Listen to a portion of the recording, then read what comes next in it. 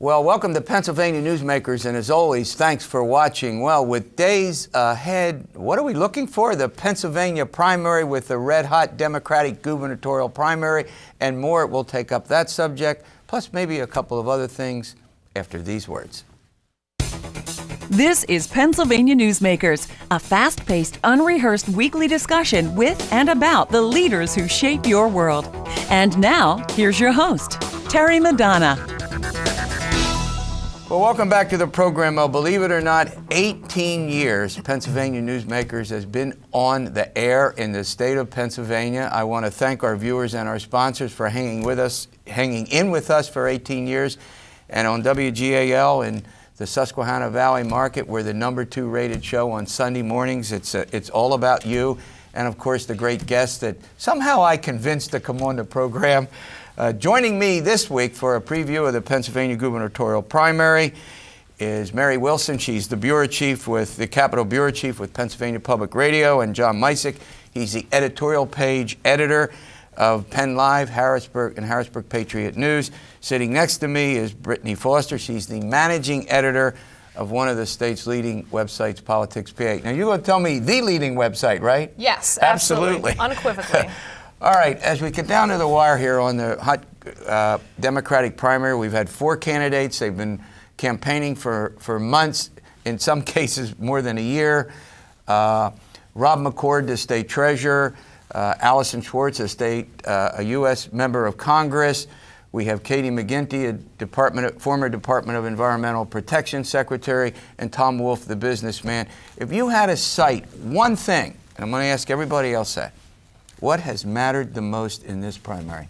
I think early television advertising from Tom Wolf is easily the most important part of this race. He was able to get in every media market weeks and weeks before everyone else and really control the narrative. He was able to define himself before anyone else could even afford to be on TV.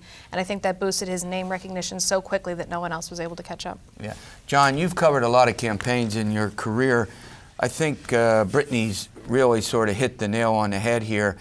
I've not seen, and you know, we're neutral about this. We don't support any of the candidates, but not arguably, his introduction was one of the best I've ever seen. Your take on it? Yeah, I mean, I will say this. PennLive, the editorial board, we endorsed Mr. Wolf for the primary 2 weeks ago, so we'll get that out of the way right now. But you know, I was up in the Lehigh Valley back in, must have been early March, and we were walking down the streets of Bethlehem with the Wolf campaign, and to a person, everyone we stopped to chat with had seen at least one of the commercials. Some of them could cite chapter and verse, and that's you know commercials have an impact, but you don't really see it to that extent. I mean, they'd gotten on the air earlier, as Brittany had said, and the commercials had really sunk in. It got to the point where I was actually teasing one of the Wolf guys about planting ringers on Main Street in Bethlehem because it was impossible that many people had seen the commercials and known them so well. But that's what you get when you go blanket advertising. A nice guy, Mary Wilson. I mean, look, you cover the Capitol. You run into a lot of people. Well, I'll put it this way: aren't always so nice. He's unfailingly nice and gracious, even in the face of attacks. Well, he doesn't have to go on the defensive, right? He's got such a large lead that he can be the unflappable candidate even in the face of attacks because it's not, you know, I think he saw the lead that he had, you know, starting back in late January, early February, right? Yeah. Or maybe late February when we first saw maybe the first poll. And he saw that big lead and just decided, you know, I think he must have made a decision like we don't have to engage the attacks more than just saying, you know, that's not an issue for us and we'll move on. And you know, everybody, anyway, they haven't. Rope-a-dope, only a smiling rope-a-dope as he came off the rope. He was smiling when they attacked him, right? It's a little Bob Casey 2006, isn't it? I mean, he's just sort of hung back and ran as the incumbent and let the other two try to land what they can. But it's by being civil, they really haven't gotten that much traction on him. Brittany, one of the things that struck me is that there have been a series of negative commercials, plus in the debates, 10 plus of them. You know, they've come after Tom Wolf pretty strongly on a loan that he took out from a financial institution that helped finance his campaign, to a racial incident that took place in in York, Pennsylvania. And then we have the latest one, which, well, you're a businessman. you can't lead government because you can't make the transition. Right. What about those negatives? What's your sense about that? I think it's clear that they haven't been effective. You know, they've been running for about a month now, and they keep getting increasingly worse and more hysterical, really. And we see Wolf's favorability ratings going up. So they're obviously not reaching voters, or not having the desired effect. Yeah. On the negative side, I mean, on the one that struck that most of us were sort of surprised at was the John Micek, the one dealing with race, and a race riot that took place in York in 1969 where unfortunately an African-American woman named Lily Bell Allen was killed. A guy who was a beat cop then would go on to be mayor of York, who was charged with her murder. He was acquitted. Tom Wolf supported him. We don't have to get into the details of that support. But at first you thought, well, this might be something, and then leaders of the Democratic Party came out and did what? Yeah, I mean, McCord tried to paint Wolf as racist, or at least sympathetic or condoning racism, by not speaking out forcefully against this former politician, Charlie Robertson from York. I think Mr. McCord is right that we need to have a conversation about race relations and racial politics in the state, but I think he's having the wrong one. He's really asking voters to follow this thread, but Mr. Wolf worked for the organization Better York, which actually worked to improve the city and race relations in the city. So to try to paint him as condoning racism is a little silly. And as you point out, Terry, I mean, Ed Rendell, Dwight Evans, the York Mayor Kim Bracey, the city's first African-American mayor, Bob Casey, whom he helped get Mayor Bracey elected, have all come out in support to debunk this. All right, we're going to run to a break. When we come back, I'm going to ask Mary to weigh in a little bit on the negative commercials, and then we want to turn to something I've never seen before. Because I haven't seen it doesn't mean it hasn't occurred. We have Governor Corbett's campaign involved in the Democratic primary, something that's pretty unusual, if not completely rare. We'll be back in a moment.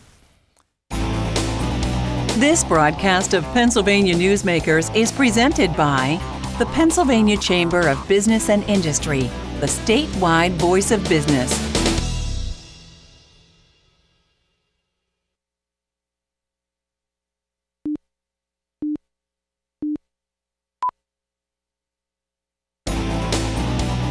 This broadcast of Pennsylvania Newsmakers is brought to you by the Pennsylvania Highway Information Association, the go-to source to learn about transportation projects and issues.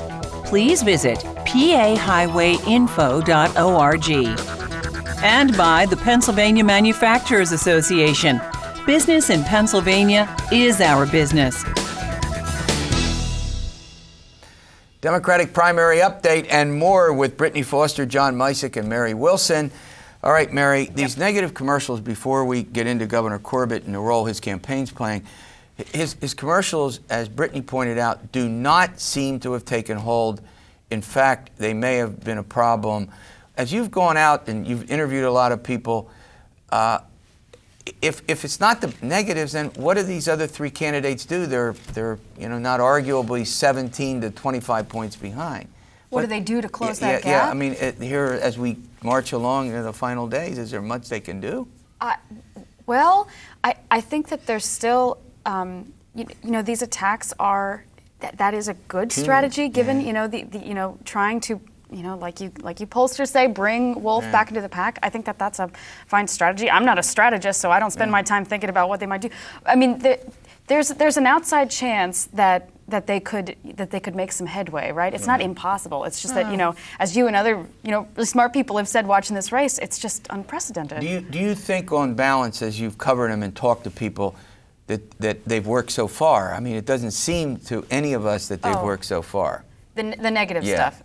No, I mean the unfavorables are up for pretty much for Schwartz. And the other thing that's interesting to me is that hitting Wolf on race stuff does not seem to have registered with black voters. You look at your poll, I believe, looked at non-white registered Democratic voters, and the poll results were like the same for virtually every candidate, virtually the same for every Democratic candidate. So, and you had like the black newspaper in Philadelphia endorse Wolf just this week, I believe. Right.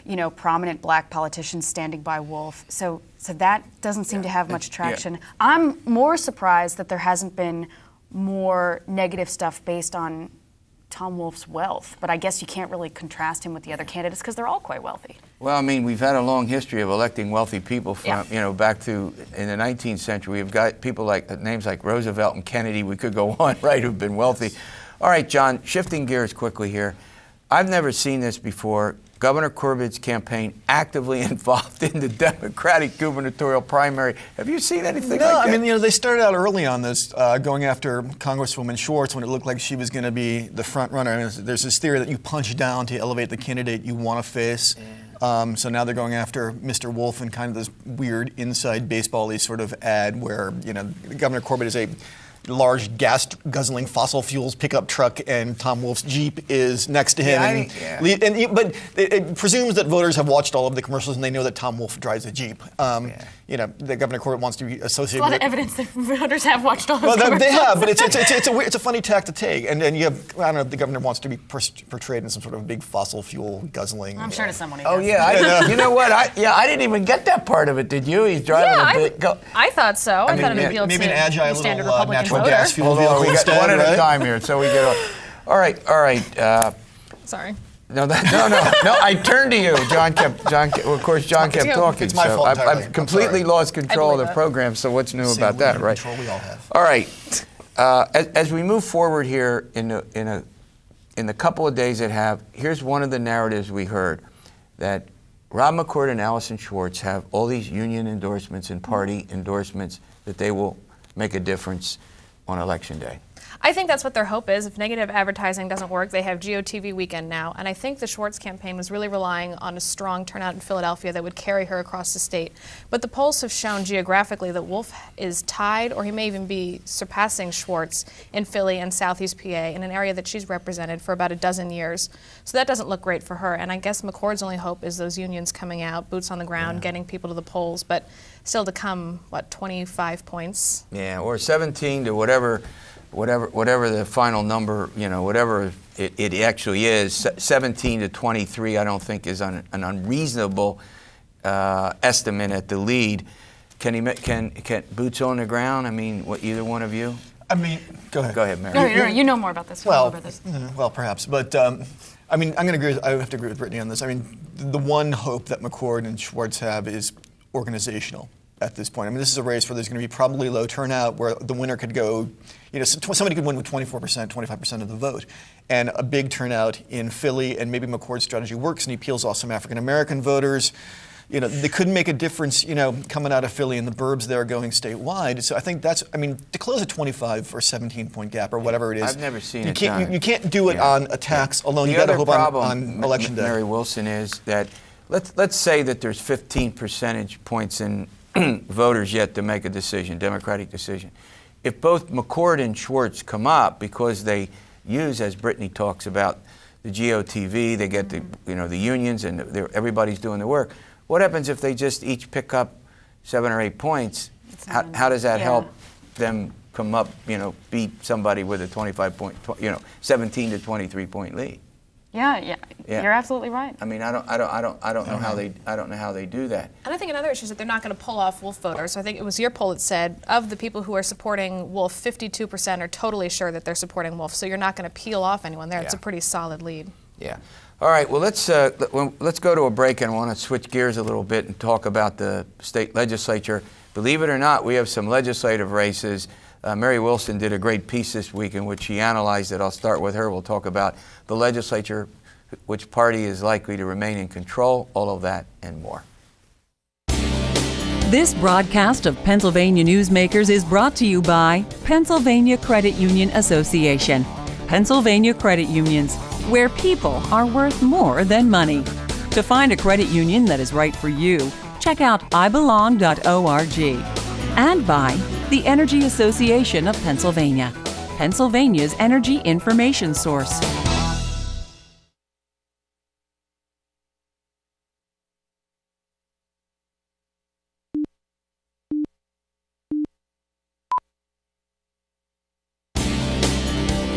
This broadcast of Pennsylvania Newsmakers is presented by the Hospital and Health System Association of Pennsylvania, working towards a healthy Pennsylvania, and by the Pennsylvania Coal Alliance, representing companies involved in America's most affordable, reliable energy source.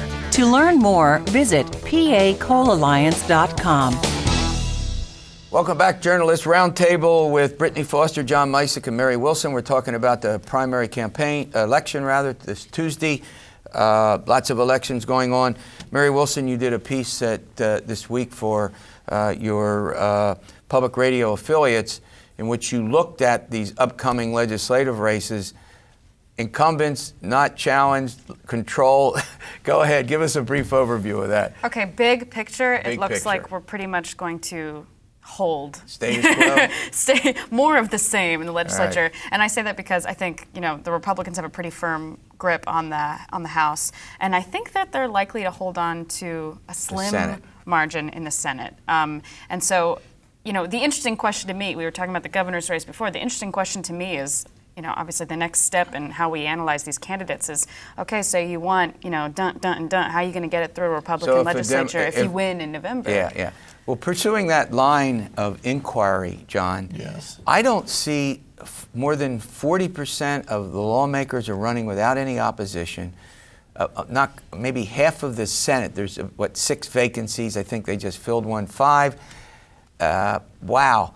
I mean, what happened to all the angst and the anger when we have 40-some% of people in both parties running unopposed for the state legislature? It's the miracle of redistricting, isn't it? I mean, the maps just reinforce the existing boundary lines. I mean, you have a couple of new House seats, one in Allentown that's majority Latino that will probably go Democrat. We have this new state Senate seat in Monroe County. Yeah. Looks like that'll go Republican. I mean, the one hope is, presuming that there is a Democratic governor in the fall, the one hope they have is the Democrats close the gap a little bit more in the Senate. 26-24 would be interesting. That's the candidate's hope. The one hope that the candidate has is that Democrats close the gap a little bit more in the Senate. Yeah. It's 27-23 now. Right. So maybe you get a pickup in, say, Ted Erickson's seat down in Delaware County. Tommy Tomlinson, the affable Republican from Bucks County, has a fairly credible Democratic challenger. Maybe they get a pickup there, and they close the gap a little bit more. That's the only hope, because it ain't happening in the House. Yeah. Any race that you've been covering on PoliticsPA that you've been watching? Well, there have been a few. I think of the 60% that have challengers, I think maybe a majority of those are going to be decided in the primary. So, like John said, with redistricting, a lot of them are party safe. Yeah. So the ones that are interesting will be decided next week. Like I think 164 in Delaware County, Margot Davidson has a well-funded challenger. Mark Cohen has a well-funded challenger. The Philadelphia Democrat. Yeah. Right. So there could be some flips there, but after that, they're not going to be party switches. You are all in agreement that the House will remain Republican. It's 111 to 92 right now, 27-23. All right, Mary. Before we run to break, I want to come back to something. There are 2 lawmakers, surprise, in Pennsylvania that are running under indictment, and 4 others that were named in a story about a sting, whether they, allegedly taking money for whatever they took it for a vote or for something else. Anything about that that's worth talking about? They're innocent until proven guilty, right? So they're allowed to continue running. True.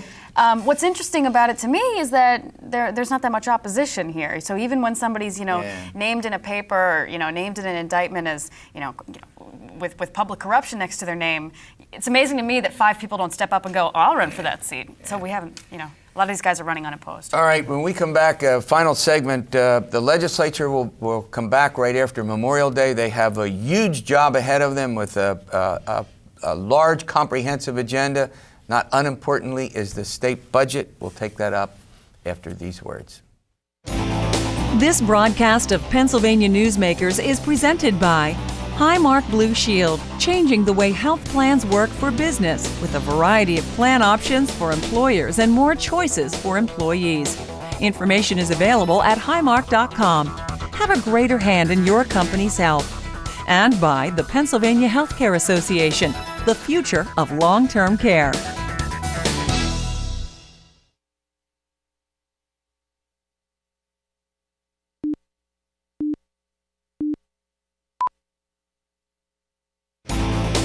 This broadcast of Pennsylvania Newsmakers is brought to you by the Pennsylvania Business Council and by the Pennsylvania Business Council Education Foundation.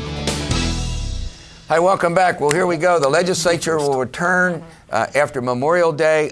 John Micek, what an agenda. The budget Governor Corbett, education spending, it looms large. He's, talk about the deficit first. Yeah, $1.2 billion between the end of this current fiscal year and the start of next year, and they got to find a way to fill it, and the governor doesn't want to cut his stuff.